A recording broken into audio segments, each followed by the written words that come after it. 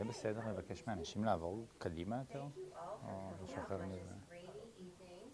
It's a little bit warmer than it has been, so that's good, right? So thanks for coming out. I think we're going to have a really interesting evening.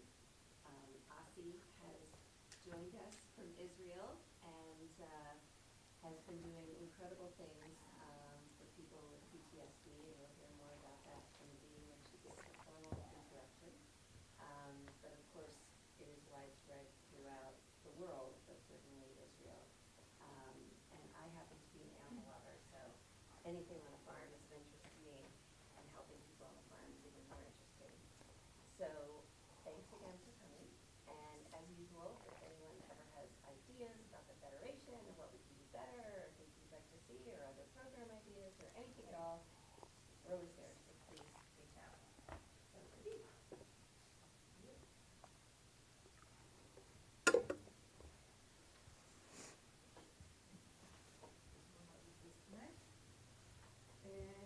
Okay.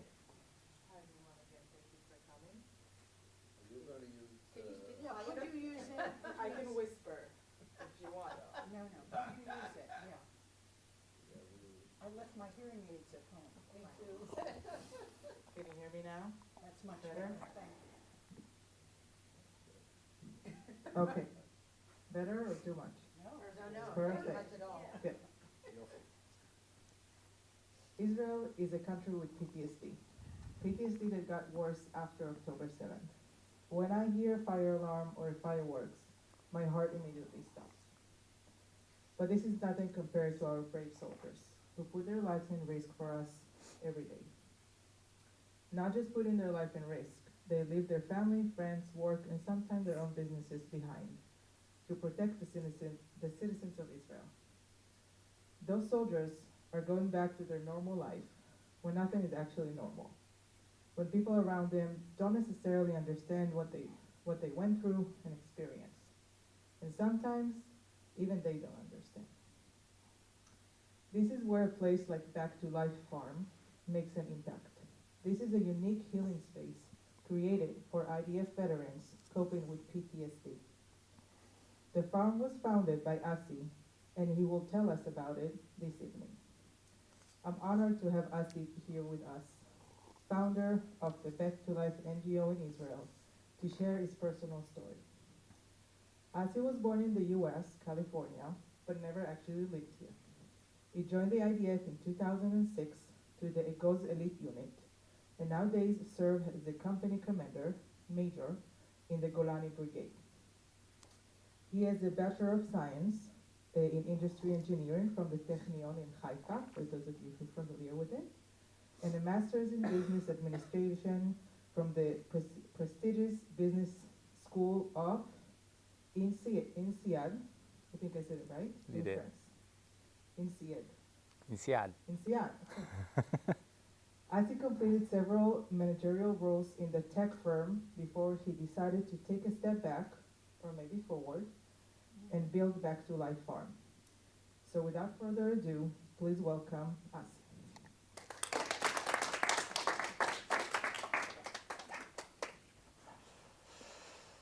Tov. Okay. So, what did I do? Okay. So, I'm gonna try and do it without the mic. I have a loud voice. Do you hear me well? No, it doesn't work? You need the mic. He's in row 1, right? Okay, then we're gonna use the mic. And he has his hearing aids. This is my first time using a microphone. You have to hug it. Okay. So,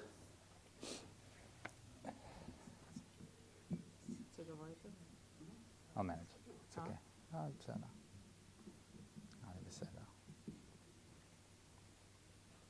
You can take it out if you want to hold it too. I think I'm okay. So, first of all, I'd like to thank you all who came this lovely evening in the community of reading, who's hugging me and brought me here to the Federation. Thinti, thank you so much.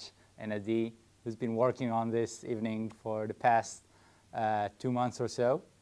I always like to start when I say that when I was a young student at the Technion, I had an Arab chemistry professor who really liked me. And we used to stroll around in campus. And he told me that when he goes on conferences abroad, he always starts by saying to the audience that their Arabic is worse than his English, so he will talk to them in English. So it's pretty much the same for me. English is not my native tongue. So I might choke a bit, and I might not use the exact right words that one should use. But please bear with me. I'll try to be as interesting as possible. So I'm Asi. I'm 37 years old. As Adi said, I was born in California, but I never lived there. So my parents moved there for 3 years and then moved back to Israel. And our story begins when I was 16. I was in the Scouts in Haifa, and I had a guide named Chen, who over the years became a very good friend of mine. And we always said to one another that we should do something together.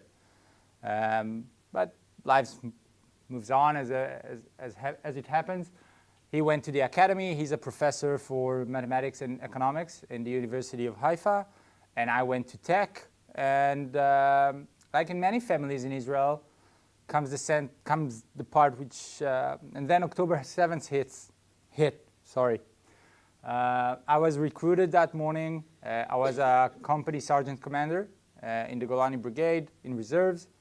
And we all assembled at one spot, getting ready for battle. I'm making sure that all my soldiers are arriving and getting all the gear out of the storage. It was quite a mayhem. Nobody understood that morning what was happening across Israel. And all of a sudden, Elazar is calling me. Elazar is my commander, is my battalion commander, and we've been doing reserves together for 15 years. I replaced him as a squad commander. Then he became the company commander, of which I served underneath. Then I became the company sergeant commander when he became the battalion commander. So we've been going a long way together. Elazar is a far right-wing settler with 8 children.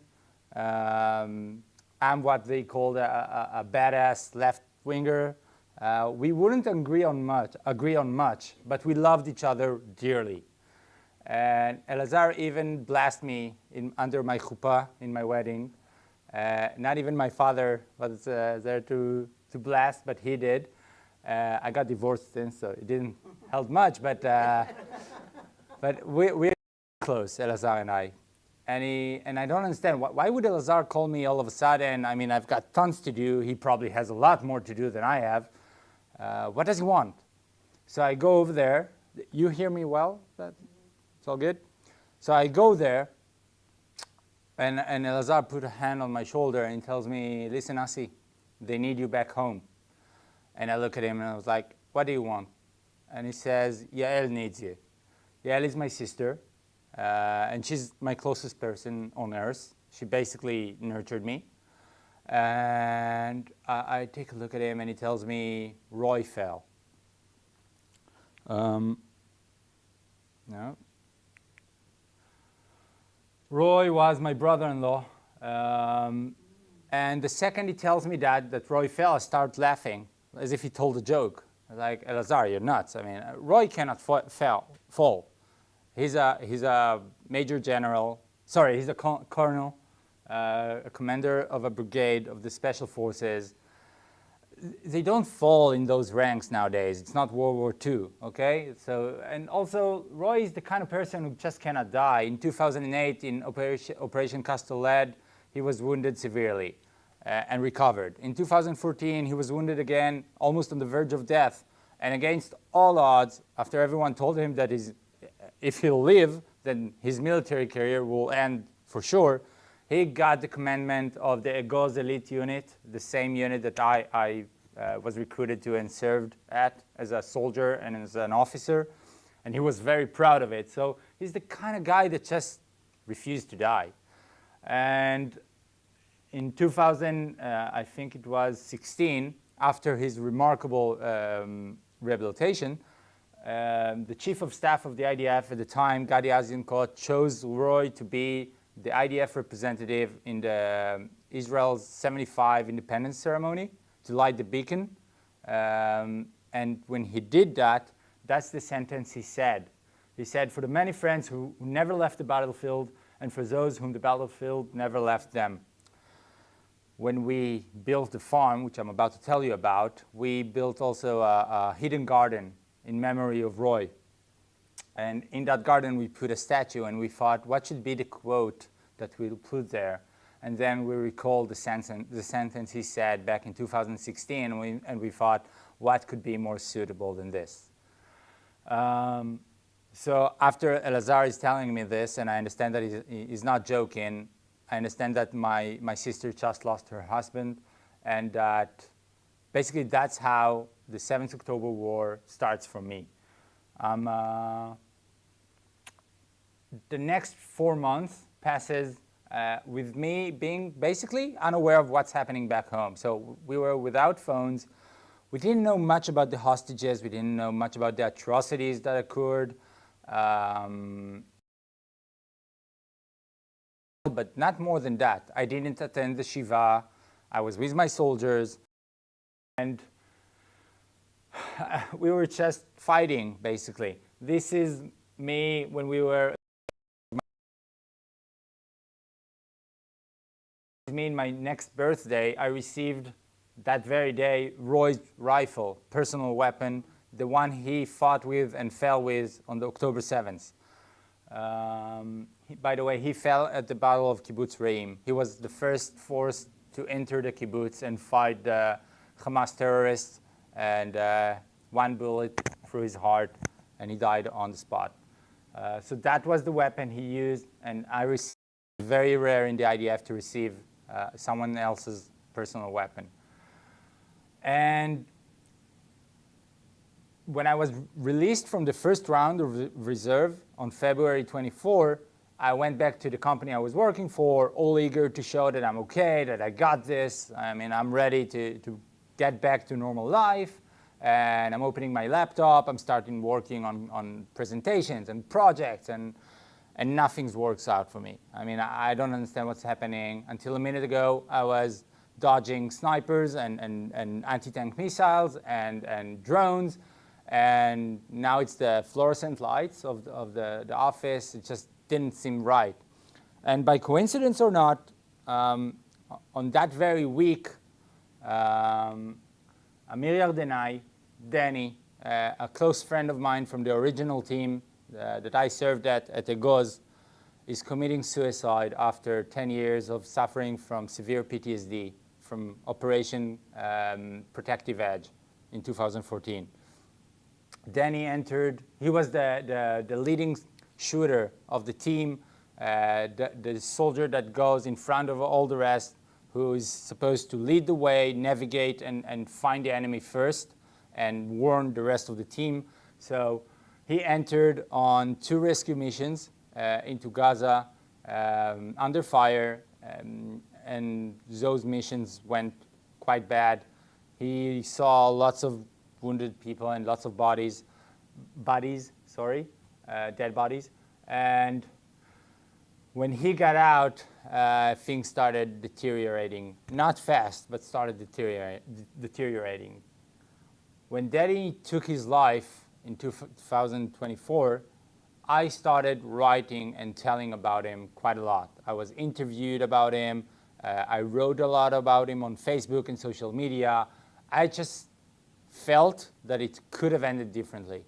In one of the times I was visiting Danny in one of the psychiatric institutes he was hospitalized at, he told me, you know, Asi, I'm here with criminals, with rapists, with killers, and the staff doesn't know who's a veteran struggling with PTSD and who's not. They treat us all the same. I'm dodging gangs here like in American movies, and I cannot take it anymore. And all I could tell him was, Danny, hold on. You'll get out of here. We'll start fresh. Just hold on. And when Danny died, I thought, well, if he would have been treated differently, something might have changed. And that's the moment Chen, my guide from the Scouts, my friend, reaches out to me and says, Asi, it's about time. Now we need to do something. We need to find a way to prevent the next Danny. And we started thinking, what can we do? I always loved animals. You can see me here with my 3 dogs. I have 3 big dogs. I don't know. Do you see well the picture? Okay. The front one is my eldest. She was abandoned in a field. She's 13 years old. She had a birthday actually yesterday. So, and I'm not there to celebrate with her. But anyway, she's my eldest. The one in the back was rescued from dogs fight in the West Bank. That's why his ears are a bit chopped. I don't know if you can see, but he's got his ears chopped. The one in the middle, he's my newborn, I call him. He came from Gaza in the last year, and I've been doing this quite a lot. So I've been around rescues of dogs, donkeys, horses from the West Bank, from the Bedouin diaspora, from Gaza, mainly from Gaza actually, since October 7th. And I always thought, well, I need a place to bring all those animals to, because you don't go to a rescue unless you've got a place to put the animals afterwards. I mean, it's one thing to be in a small apartment in Tel Aviv with 3 big dogs, but a donkey in the living room is a bit not very practical. The one in the middle is another dog that I saved from Gaza, and I was able to bring her to a good friend of mine, Asher. This is the same dog. A few months later, you can see she gained about 100% of her weight. So that's just one example. And we thought together, well, let's build a farm. We bring all the rescued animals there, and the people who will be treating them will be those veterans with PTSD. Makes sense, right? Truth is, we had no idea what we were doing. I'll be honest. This is us a few days after we opened the farm. You could tell by the length of my hair that it was 9 months ago. We had a good intuition, like a hunch. We knew it's the right thing, but we knew nothing about what we were doing, okay? None of us comes from the mental health field. We never started an NGO or anything alike. And to be honest, I don't know much about animals. I mean, I love dogs. I know dogs. But we have more than 200 animals at the farm right now. I'm talking about sheep, geese, donkeys, goats, rabbits, chickens, reptiles, and much more. So I knew nothing about that. We say to one another that if we knew what we will face when we started, we would never start this path. Luckily, ignorance is a blessing, and we just felt like, yalla, let's do it. And all we had was this vision. We wanted to create a safe space for those people who go through hell in their homes, in their beds, and to build a place in which they would want to come and take care of themselves. So fast forward 9 months after we started the farm, I can tell that the results that we see, the impact, is all we could think of. I'm trying not not patting myself on the shoulder, but basically it feels like we found a magic drug, because the results that we see are just remarkable. I'm talking about a patient that was on the verge of divorce. Him and his wife weren't able to have a normal conversation together because he was so into this mental state that he was at. And towards the end of the program, not only he regained his relationship with his wife, he was able to take his kids for 2 nights camping on the Jordan River. When we started the program, he wasn't even able to sit with them in the living room without being triggered by everything. Patients that started dating again after years of not being in any intimate relationship whatsoever. Patients that went back to work, or more and more examples. And that hunch we started with, that intuition, turned out to be very much correct.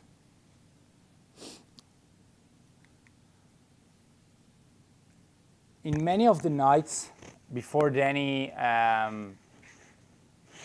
took his life, we used to wake up for the WhatsApp group of the team with 350 recordings in it of Danny recording again and again, talking to the team. Everyone's behind me. Keep the gaps between one another. They're ready for us. Be alert. He was living those moments again and again and again. And we all understood what kind of night he just had.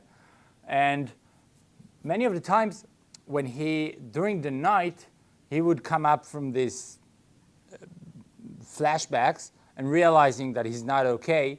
And he would start yelling, but who rescued the rescuers? So he went on the rescue missions, and they felt that they were left behind. No one is taking care of them now that they need them, now that they need help. And so we decided to take that phrase, but who rescued the rescuers, and say, we do. That's what we are doing. The first decision that Chen and I took, I don't know if you know, in Israel, if you are familiar with or recognized as or diagnosed with PTSD, you get some sort of solution or treatment from the states. We can discuss whether it's effective, whether it's quality enough, and whether it helps, but there is some solution. Problem is, many of them don't have the mental strength or the ability to go comedy after comedy and prove to complete strangers what you're going through and describe to them what you're having, or hire expensive lawyers that will help you through the process. Or, as one of them described it, I cannot express to you how hard it is for me to get out of bed and wash the only glass that is in the sink. That was my only task for today. I can't find the mental strength to even do that.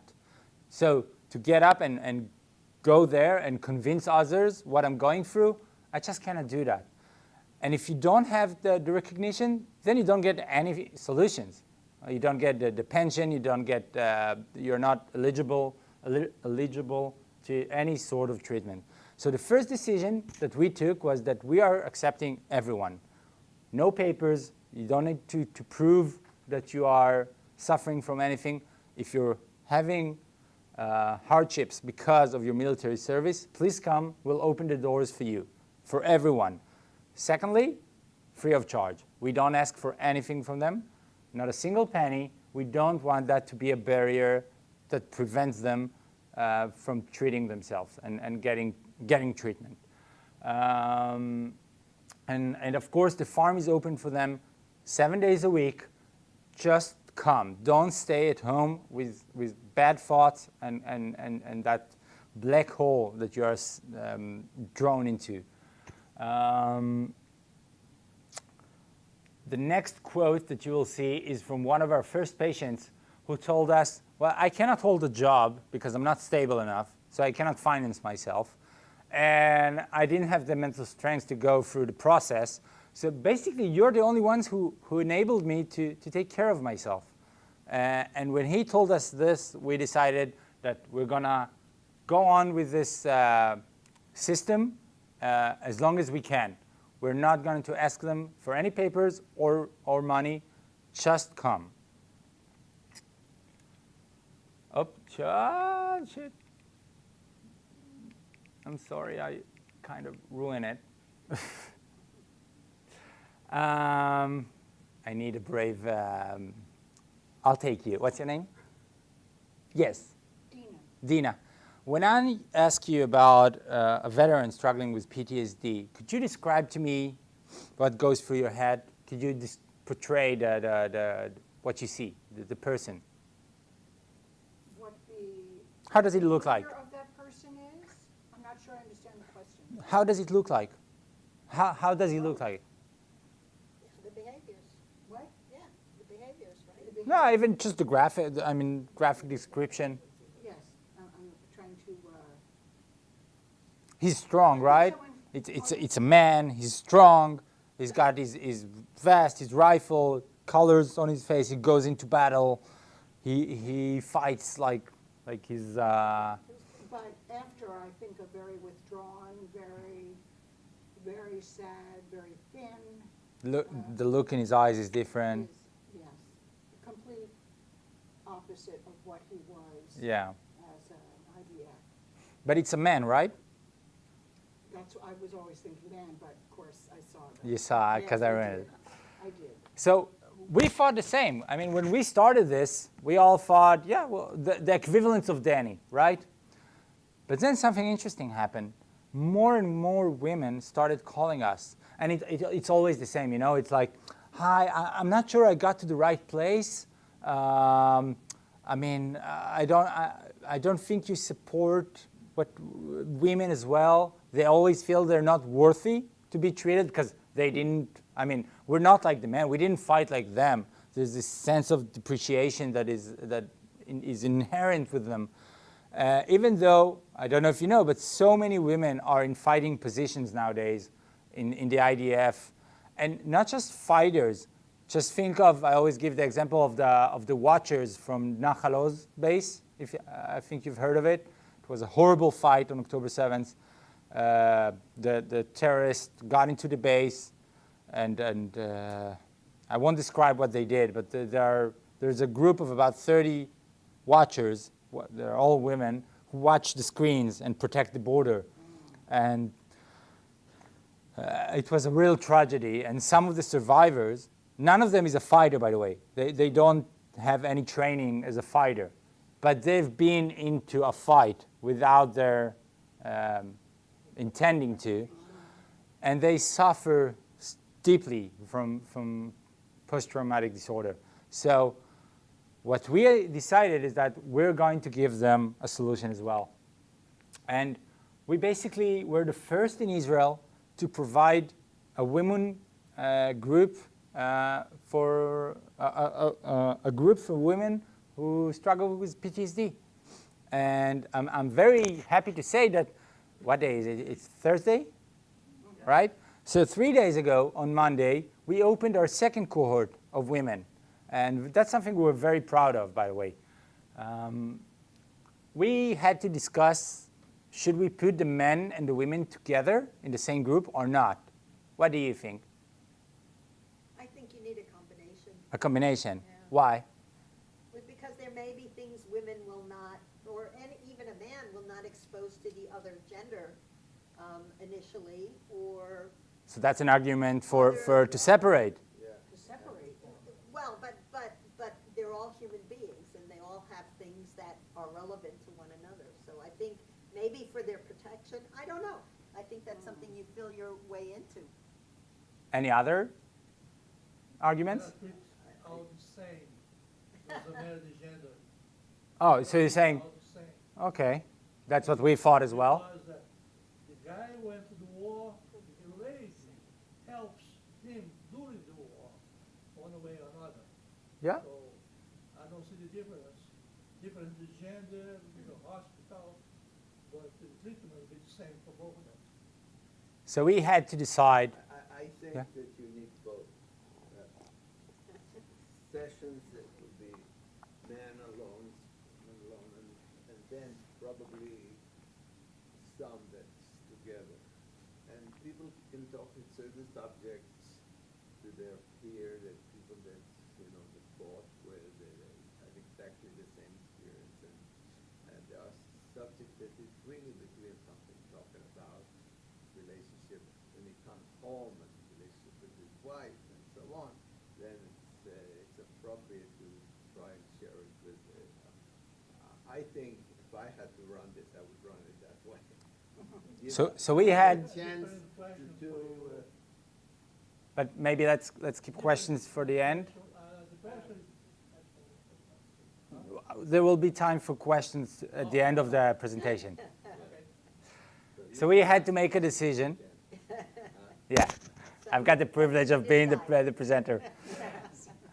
So we had to decide, and we went to a few specialists, and we didn't get a clear answer. So, but one thing that made us decide was that for women, there are physiological aspects of PTSD that, like stopping their period or losing their hair, or things that they won't be comfortable sharing next to men.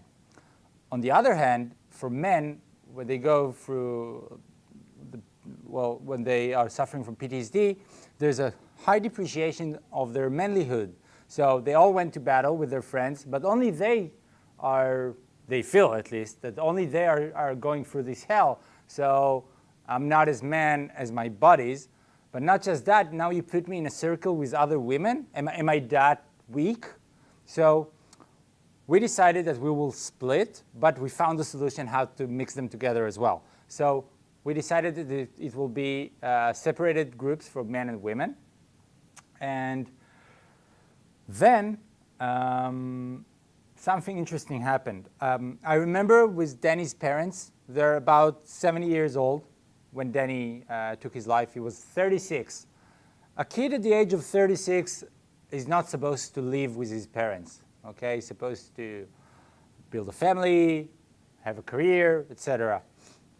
But Danny wasn't able to cook himself a decent meal, so he had to come back and live with his parents.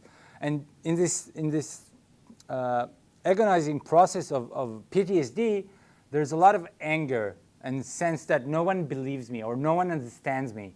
So that anger is converted to violence. And with Danny's parents, unfortunately, there were some violence attacks. And think about a strong, well, he was still strong, 36 years old man facing two elderly men and women. And that wasn't the only case. So more and more parents are calling us and saying, hi, I'm calling about my kid. And in all these conversations, there was this sense of helplessness. I mean, they know that something isn't right with their kid, but they don't know how to help him. They don't know what to do. So we decided that we will build groups for parents of children suffering from PTSD. And we thought, yeah, maybe a few of them will come. We expected like 6, 10 participants, and they came by the masses. Our last group was, we already opened 3 groups. Our last one was with 35 participants who sat together in a small room, and it became like some sort of a support group, because they all found out that they're not the only one having this horrible experience they're facing. So we decided that we will give them information. What is post-traumatic disorder? What is it that is happening with their kid? And B, we will give them tools to better support and be there for their kids. And we are now opening another group for partners and significant others. We are opening a group for people above the age of 70 who are not survivors, but veterans of the Yom Kippur War. We're talking about people who are carrying their PTSD for more than 50 years now, okay? So we always try to give a holistic treatment to as many as possible in the field of PTSD. They told me I need to show some figures. So within 9 months, these are a few figures that we were able to gain or to achieve. We have that. I think that's the thing I'm mostly proud of. We have more than 200 permanent volunteers. So when we started, we said, guys, we need help. I published this post on Facebook, and so many people responded, and they said, I want to help. And then we thought, okay, how can you help us? What can you do? And one said, well, I'm a lawyer. Amazing. I mean, exactly. I have no idea about the legal side of running an NGO or contracts with the kibbutz. Oh, I didn't mention. The farm is in Kibbutz Sdot Yam. We received a piece of land in Kibbutz Sdot Yam next to Caesarea. It's in the middle between Haifa and Tel Aviv, right on the shore. And we have 2.5 beautiful acres there. And so that's one aspect. So we have, I'm sorry. So we have lawyers and accountants and veterinarians and therapists, and we have more than 200 animals that needs to be fed twice a day. So we have around 80 volunteers that come daily to treat and take care of the animals. And we have builders, because we build so much in the farm. And we have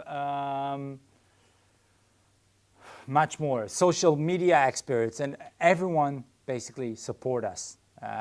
Everyone I needed, I was able to get by volunteers, and that was the thing that pushed us forward so fiercely. We have, that number is not correct anymore. It's 105 veterans that are currently treated at the farm. Within 9 months, more than 100 veterans or patients. It's a lot. We expected 20 to 30, but they just keep on coming, and we're not saying no to anyone because we want all of them to get help.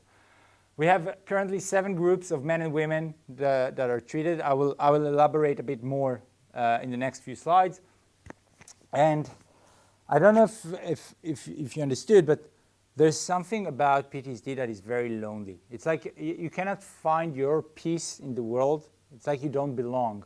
And you feel like you're the only one going through this. So we wanted to make some sort of a community in which they will feel that they belong there and that they will meet other people that are having the same problem as they do. So we decided that every Sunday will be a communal day, and we will bring people like celebrities that will have a conversation with them. So our first event was with the chef, the famous chef Assaf. I don't know if you know the name. He's a famous chef, you know, Machne Yehuda and others. He has a few Michelin restaurants, and he came and made had a talk with them about emerging from crises in life, and then they had dinner together that he cooked. It was a fabulous evening. Then we brought a few workshops of beer making or wine making, and we brought a few celebrities, and then we brought Udi Kagan. Udi Kagan is the #1 comedian in Israel nowadays. Yeah, he's like he's an actor. He's like the equivalent of Jerry Seinfeld. I don't know, something like that. Okay, he's big. But 2 years ago, he came out with his PTSD. Okay, from his military service. So within these 2 years, he became the face of post-trauma in Israel. He talks about it a lot. He made a few significant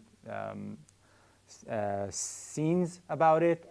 And we brought him to the farm. 400 people came and listened to him. It was such a unique evening, and so on and so forth. Every Sunday they meet. Next Sunday, in 3 days, we are bringing the most famous rapper, for instance, the equivalent of Eminem, okay, in Israel.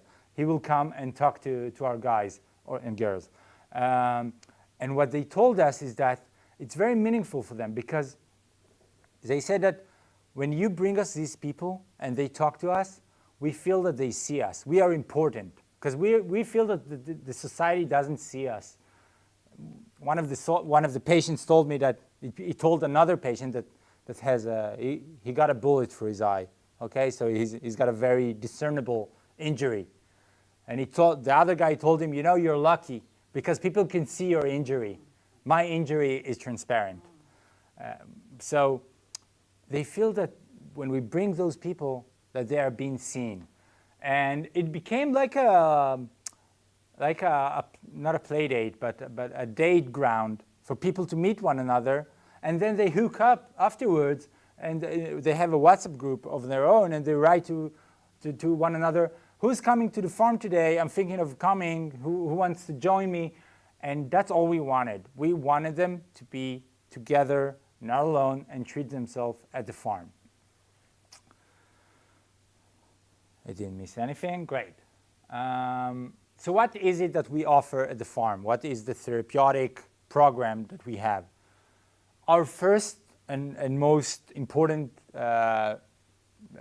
project is the groups. It's a group of up to 10 participants led by a specialist, a professional therapist. We have a psychologist and a clinical social worker that they are the leading professionals. They meet for 1 day a week, a full day, and I will elaborate it about what's happening through the day in the next slide. But they meet for 12 weeks, and that's the first phase. And basically, that's all we planned. We said, okay, 12 weeks, and that's it. And then when the first cohort finished, they said, you cannot just tell us it ended. It was so good. We need, what do we do now? So we quickly gathered a second phase of 8 more weeks with once a week they come for a day, but it's a shorter day because we cannot hold at the moment another full day. You will see why. And that's our main activity. I talked about the communal days on Sundays, so that's a very important thing that we do.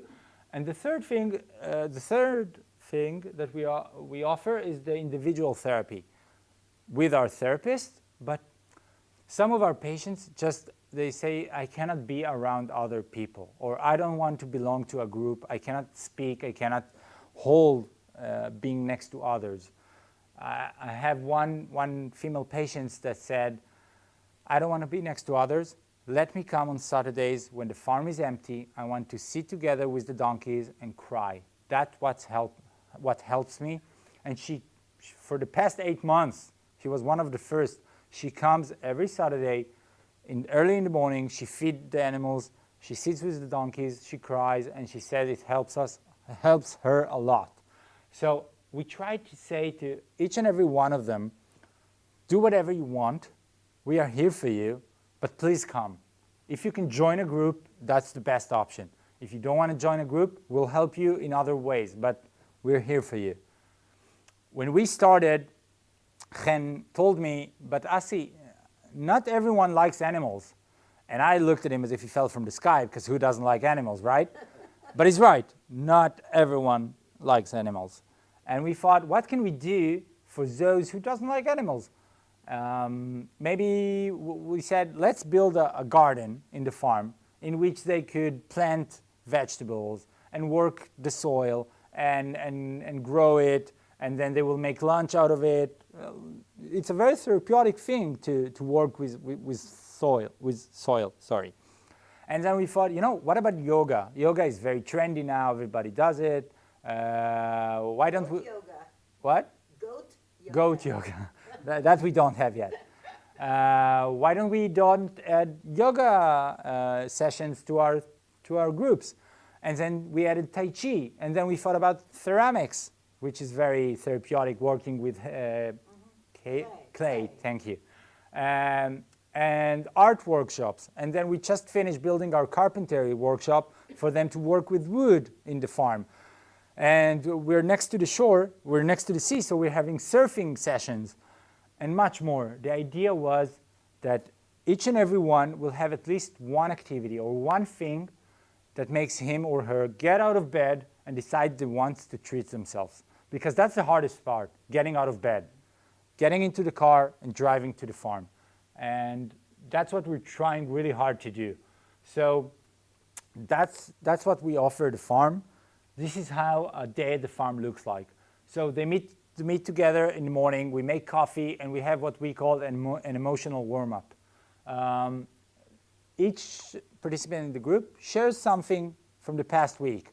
Some will share that they had a fight with their wives, or they had an anxiety attack while driving, or something that is positive, but they share something, and that's how we start the day. Then we go and we do for an hour and a half some farm work. And I must say that's a very important component of the day, because especially in the summer, you will see them sweating and working hard, and it's physical work that really gets them out of their, I would say, hardships, and just for a few minutes forget about all they've been through. The whole idea is bringing them from the past to the now and here, and that really does the job. Then they have the group activity that we were talking about, the surfing, the carpentry workshop, the yoga, etc. And then we have lunch together. I don't know if you know, but many of them, unfortunately, are using narcotics. It's very common. And narcotics decreases appetite, so they don't eat. And if they do have the mental strength to cook, they won't cook something for themselves, but they will take some sliced bread and eat it with some hummus or whatever. I'm not talking about hummus in restaurants, which is tasty. I'm talking about the kind you buy in the supermarket, which is disgusting, okay? They don't eat properly. So we wanted them to have at least one hot meal a week. and our volunteers come and cook for them, and we sit together, and there's a lot of joy, and they make fun together. Really some magical moments happen around. Food connects people. That's what I learned from this year. Then we have a canine specialist that come, and we pair the dogs that we rescue with the patients, so that each one of them is having a specific partner, and they go through session after session, and basically they prepare the dogs to be adopted by others, so that we can help and replace them and get more dogs that we rescue. And the last part of the day, before the wrap up, is the group session, which is the hardest. I always say that when they leave the group session, it looks as if they had a workout. They sweat, they look exhausted, as if they're like, they come out and say, I'm wrecked. They open their wounds, they sit together. We're never there, by the way. Only the therapist is there at that point. And that's the main part of the day, I would say. And then we wrap up the day, and it's a 9 to 5, more or less. But we found out that it's not enough, and they stay there sometimes until we have to kick them out at 9 p.m. and say, guys, we want to go home. But we're so happy that they choose to stay in the farm, and that they feel safe and feel better than at home.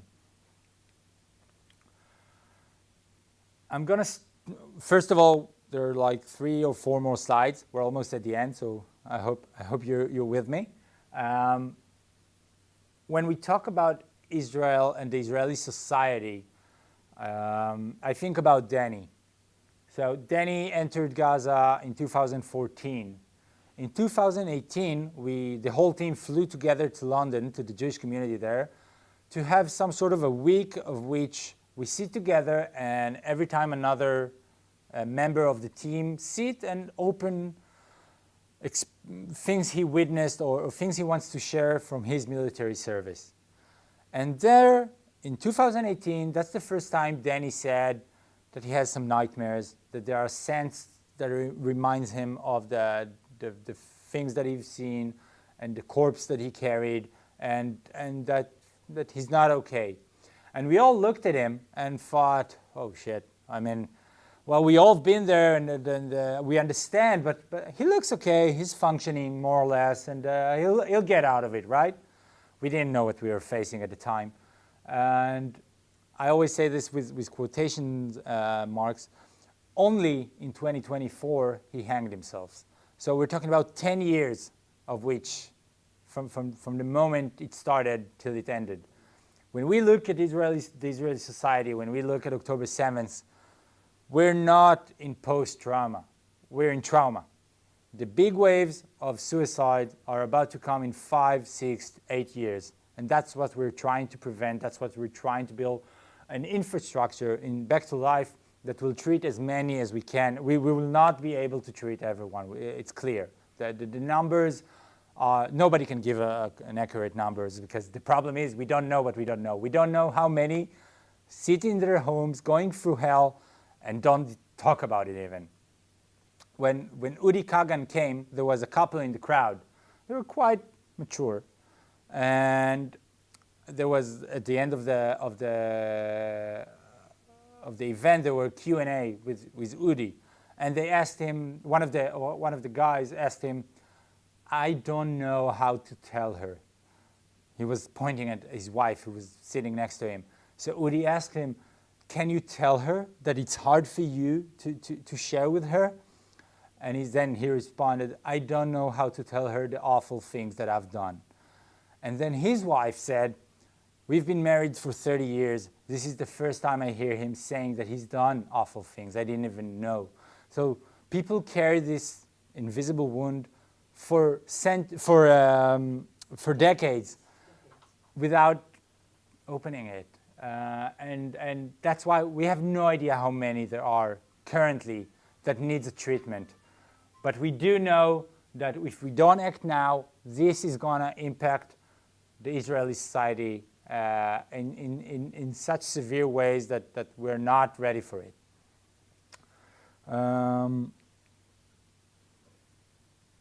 I want to discuss in the next 2 slides about Back to Life and what makes us a bit special.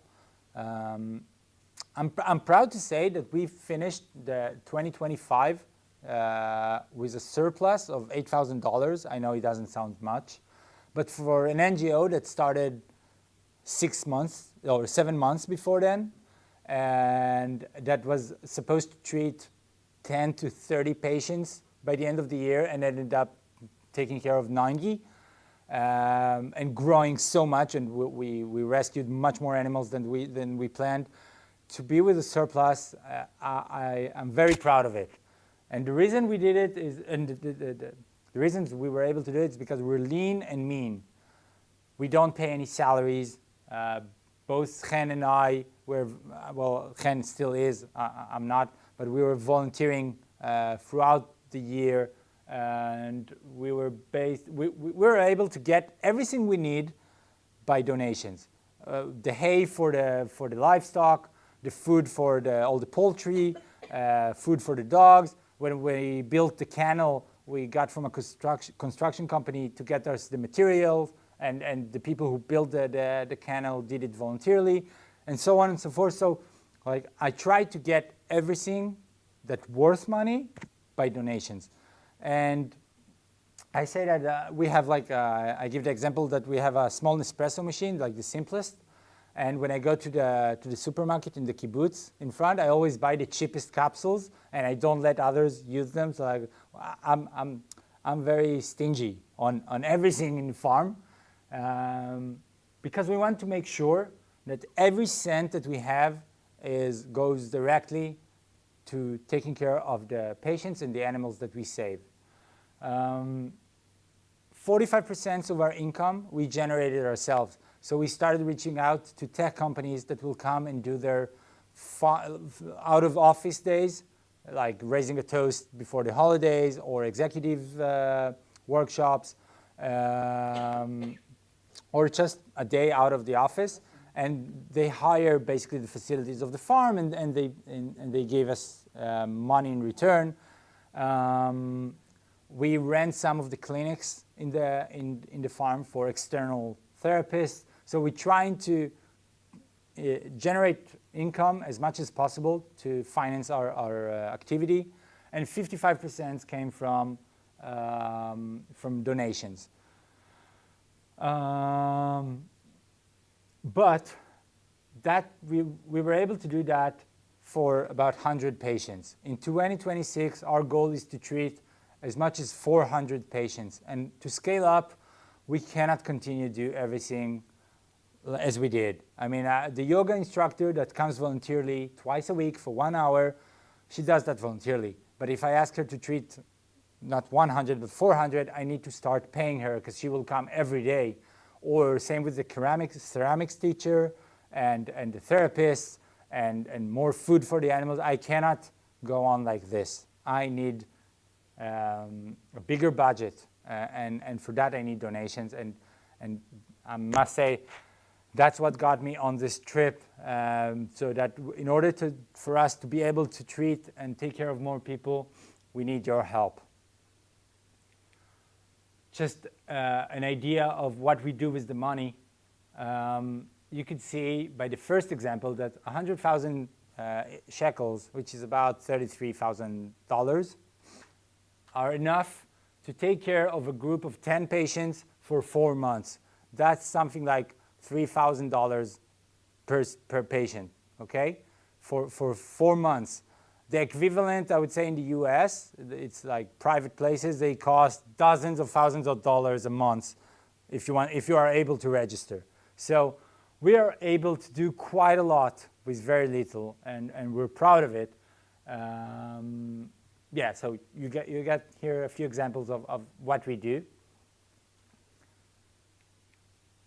And I'm almost done. I must say that working in Israel in that field is quite a challenge, because the bureaucracy in Israel is quite awful, okay? Not only that they don't help, they even I would say put sticks in your wheel sometimes. So whenever I have a hard day, or for instance, a few months ago I had to put down one of the donkeys that we saved because he was old and sick. And these days kind of gets you quite depressed, and you ask yourself, why did I start this to begin with? Every time I have these kind of days, I think of Nadav and Ilanit. Ilanit is the first female donkey that we rescued right at the start. I don't know if you could see, it's not because of the picture. She doesn't have a second ear. It was cut down. She was rescued from the West Bank. She was severely abused. She's blind in this eye, and she's so cute. But unfortunately, she's been through a lot. And Nadav is a member of the first cohort that we had. And luckily, when he finished the program, he connected to our place so much that we decided that he will be the first employee of Back to Life. We were able to hire him part-time, because that's all the money we had. And he's the manager of all the animals and the maintenance in the farm. Because of him, I was able to take a step back and start running an NGO and not running a farm. That's what enabled me to be here, to plan this trip, to be here in front of you. So whenever I have a hard day, I look at these two and I remember how Nadav got to us the day I met him and how he looks right now. It's not that he doesn't have hard days. It never stops. It never ends. But the improvement is so big and meaningful that it always reminds me why we do this. Nadav, we were able to have Nadav as an employee because of a single donation by a Canadian Jewish woman who simply came to the farm and fell in love with us and said, Asi, I'm yours, whatever you need. She's a psychologist, she's a doctor, and she said, what you are doing is all that is needed in this country. And she's the one who generated this tour, I would say. She said, I want to get you to Vancouver, I want to get you to Calgary to meet the Jewish community there. They need to hear about Back to Life and support you. So because of her donation, that was the kick that got us to hire Nadav. Well, in a few days I'll be back. I must say that it's been a long journey. I've been almost 4 weeks out of the country. It's I think the longest I've been for 10 years or so. I have more than 200 animals that I left, 100 patients, and my 3 dogs. I can't wait to get back to them. But before I do that, I really hope to get you with me and support me and Back to Life. And one last favor I'm asking. If you come to Israel, please come visit us. Our farm is always open. We love to have you. Please come see with your own eyes what we're doing there. It's so important. Thank you so much.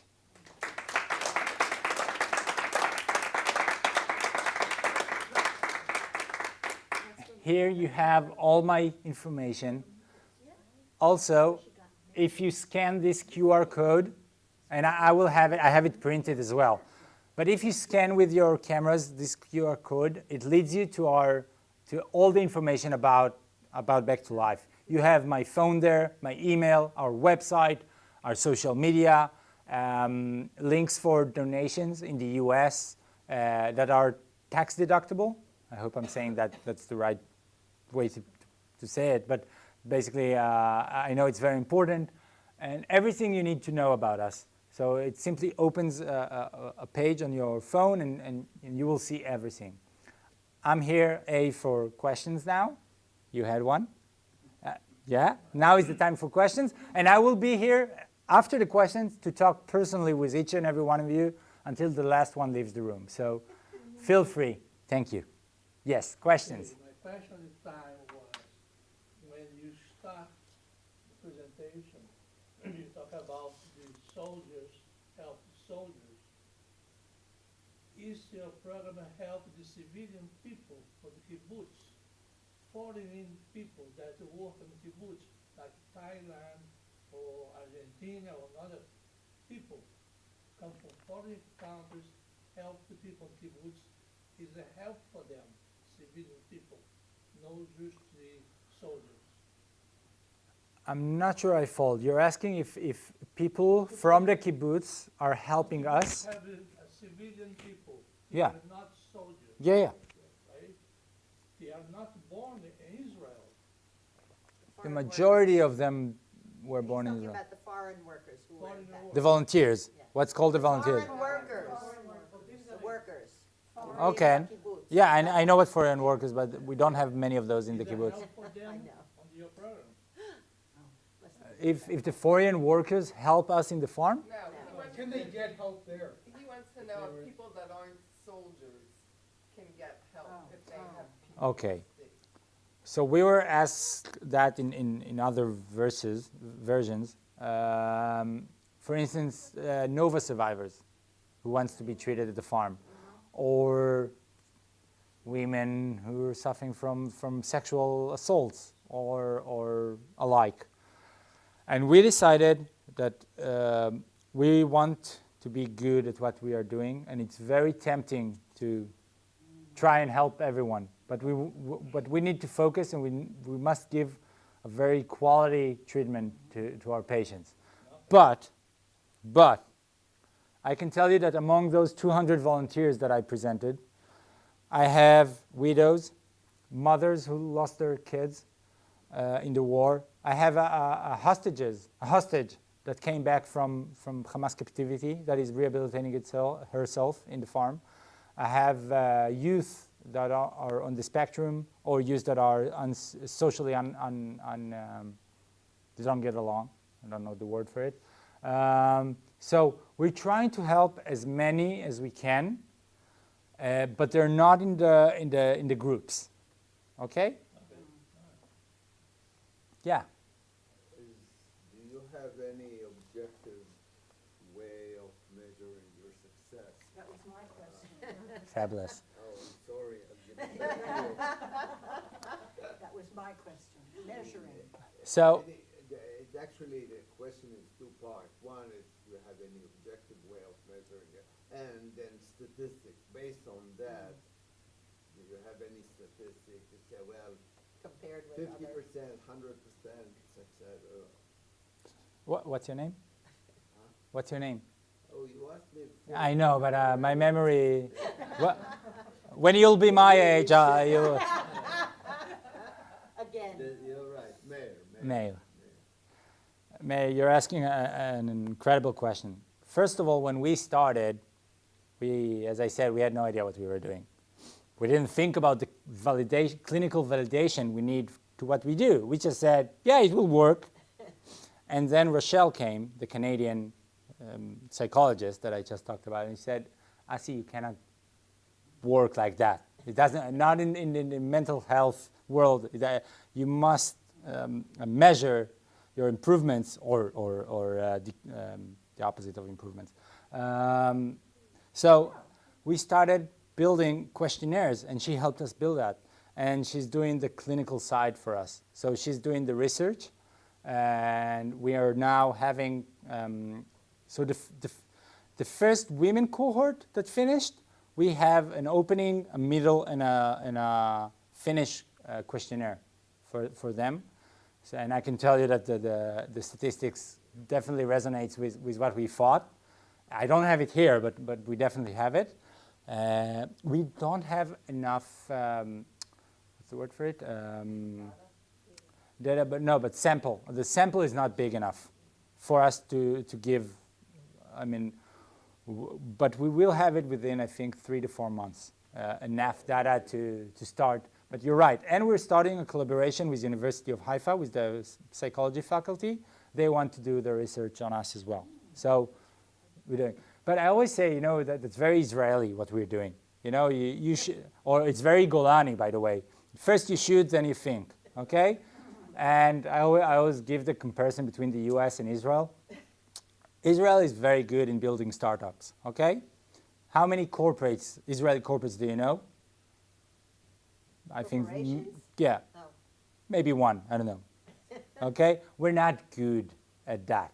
We're good in initiating, but when we need to scale up to large scale, then, but we're really trying not to fall into that stigma, and we're doing something about it. Yeah. There's something I didn't understand. People are coming 1 day a week, 2 days, as many They're as not living 7. there. I know they're not living there. No, I thought at first. I assume they're not living there, but they come as frequently as 7 days a week? Is that, So their group therapy is 1 day a week, but we tell them that the farm is open for them 7 days a week, and they show up. So like their group is on Thursday, but they will come on Sunday, Tuesday, Wednesday, and I always tell them, just come, okay? Come, have coffee in front of the geese, read a book, eat lunch with your significant other, whatever you want. The farm is open for you, just come, okay? And they meet one another, and it became like a social ground for them to hang out and be better. so the basic is they come once a week for that group, Yeah. group meeting, and can come as frequently as they want. True. I see. By the way, Adi, maybe we have questions from the live screening. I don't know. Okay. Yeah. So 2 questions. Could you say your names? Dina? Dina. Rabbi Prosnitz. Could you say your name? Prosnitz. Rabbi Prosnitz. And in your name, sir? Paulo, Paulo? yeah. Okay. Yes, Rabbi. So, sounds what you're doing is great. So the first thing is, you're calling it Back to Life Farm to us. איך אומרים בעברית? חוזרים לחיות. And it's a pun. It's a pun. So it's חוזרים לחיות, חוזרים לחיות. It's that was the idea. That like, for those of you who didn't understand, so in Hebrew, back to life is written, well, it can be back to life or back to animals. It's written the same. Oh, The same letters, different Same- vowels. oh, I see. Yeah. Slightly I different see. vowels. oh. לחיות and לחיות. עוזרים לחיות. עכשיו שאמרת, עוזרים לחיות. חוזרים, חוזרים. עוזרים לחיות, עוזרים לחיות. Ah, nice. Yes, sir. And the other question More is, puns. besides funding, besides money, what else can people do for you? What else can they contribute? From here? I'll tell. No, that's a great question. First of all, we need exposure. We don't do anything. We hadn't spent a single cent on any publicity or marketing, and we don't like it either. I have a social media expert, a Gen Z that's really good at what she does, and she always tells me, Asi, we need to get you in front of the camera. We need to do more posts or stories or whatever. And I was like, Lino, leave me alone. I mean, I don't know this kind of stuff. I'm here for the animals and the patients. But she's right. Exposure is everything. I need people to get to know about us. I need people to know. Because nowadays, even here, not just in Israel, we all know someone. We all know a nephew, a cousin, a partner, a sister, a brother who went there and came back differently. And we want you guys and girls, and never mind, be our ambassadors and tell them, listen, there's a great place in Sdot Yam. Go there. They don't ask for any papers. They don't ask for any money. Just go there and take care of yourself. Okay? So that's something you could help us with. Spread the word. Maybe you know people that are wealthy or will want to help us. My dream is that some organization will say, I'm spreading my wings on this NGO, and I'm helping them. Okay, whatever they need, I got it. Our annual budget for 2026, from end to end, is 1.6 million shekels. It's $5,000 for the whole organization. $550,000. Okay, it might sound a lot. It's nothing. Every NGO I know is 10 times more and much more. So I'm saying, and we generate about 4,000 shekels ourselves, about $150,000 ourselves. So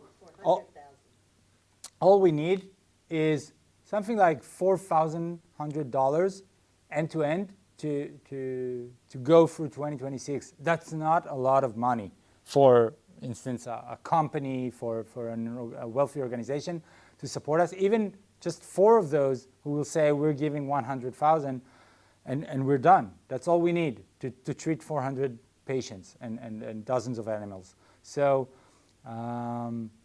perhaps someone in the room can connect us, can help us with that. And of course, your personal donations really help us, because so far that's what we're living from, personal donations. Did I answer your Yes, thank you. Do you have an outside job? Well, I financed myself for the last year and a half. I was doing a lot of reserves.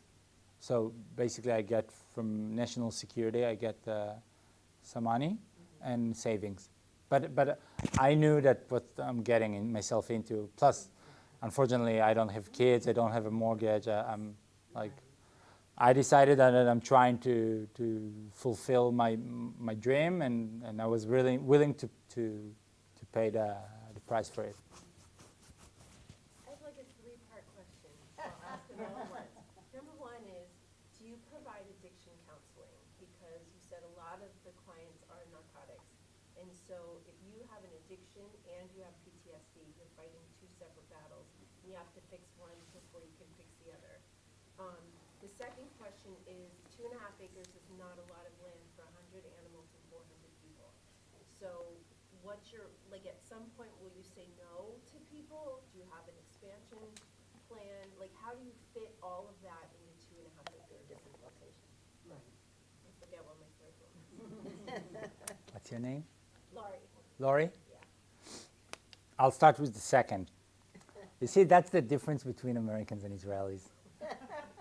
I look at 2.5 acres. Of course, I want more. But at the same time, you know how many things break or damage in a day at the farm? If I had 5 acres, I would go lost. I mean, it's so much to hold every time, and to fix that 2.5 is it's quite a lot for us. And Israel is a small country, so we're used to small sizes. For the animals, it's okay. It's I actually have room for a bit more. My problem is dogs. My problem is that I cannot.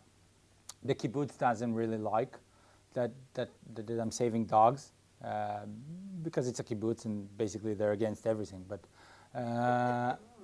I would like to save more dogs if I could. Secondly, when it comes to patients, I can hold up to 400 patients or 100 patients per quarter because it's 12 weeks. So I can have 2 cohorts a day. That's 20 people for 5 days a week. That's 100 people for 12 weeks. When I get to that, that's when I have to say, I'm sorry, you'll have to be in the waiting list. But I promised myself that the day I'll put people in waiting list, that's the day I will mark myself as win. That I helped as many as I could. I guess I remember my third question based on that though is mental health is not, you need an antibiotic. It's a long-term thing.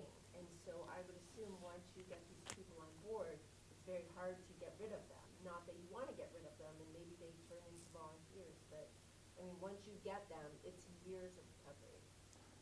So how will you get to 1,000 people and you're still coming back on Sundays?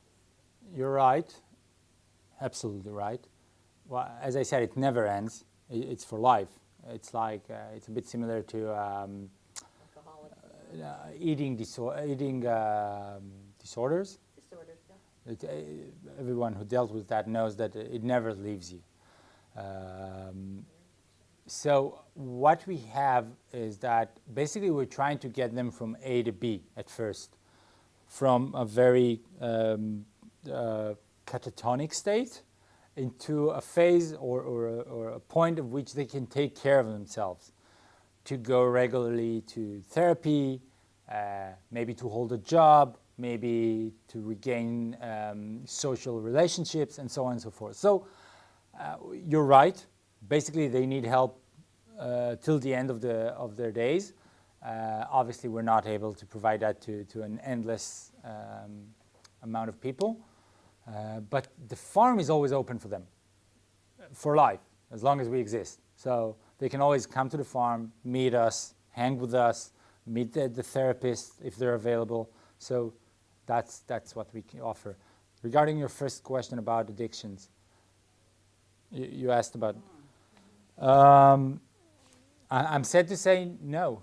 We're not. What percentage of people do you think would have addictions that are there? Is it a low percentage? Do you consider cannabis? Is cannabis one of them? I don't think so. Well, if you take out cannabis, then very low percentage. Okay. My biggest problem is cannabis, actually. Because in Israel, it's what's the word for it? They give it so easily. Everyone who wants to get it like with a prescription, and half the country is on weed. Personally, I hate it because we tell them they cannot smoke in the farm, and they don't. They accept it, but they're always like, oh, I must roll a joint. It's like they're so obsessed with it that I'm really. How about this? I can deal with that, but it's very hard to treat a person that is not with you. Okay, so the first thing we say to them: if you want to keep smoking, then free the space for someone else, because we won't be able to take care of you if you're not with us there. So we don't have a specialist for addictions yet. But while you were saying this, I wrote to myself in my head that we need to start doing that, because you're right. So, I mean, we have a great organization local to here, where people across the country will come for addiction treatments. So, How can that be? Okay. but we have This is what we call we do have brainstorming. a Jewish community member who is an addiction specialist, medicine. So I'm sure I could put you in contact with him just for a conversation. I would love that. Thank you. Sure. I'm Richard. Richard. It sounds like, and it's wonderful, that you have the 12-week program, and then you have, if they insist that, they need more or want more, that there's an 8-week program. Beyond that, is there, for a next step, does Back to Life Farm offer maybe a referral service? Are there services like social services that people can move on to after they've gone through your entire 20-week program? So we started working with like officials that specialize in claiming their rights and whatever they can get that they are deserved to. We don't refer yet to other programs. Basically, we only have one cohort that finished the second phase so far. So we didn't face that problem yet. And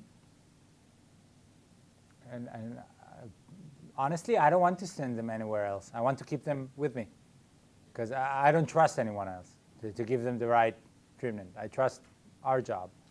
Just going back to Lori's question, I'm worried about your capacity over time. I want that to be my problem, I must say. No, you don't. No, you don't. Because if you're in some ways you're creating a dependency on the farm. And what would happen if they live farther away or they couldn't get to the farm, it becomes a problem. And they need to find new other means of.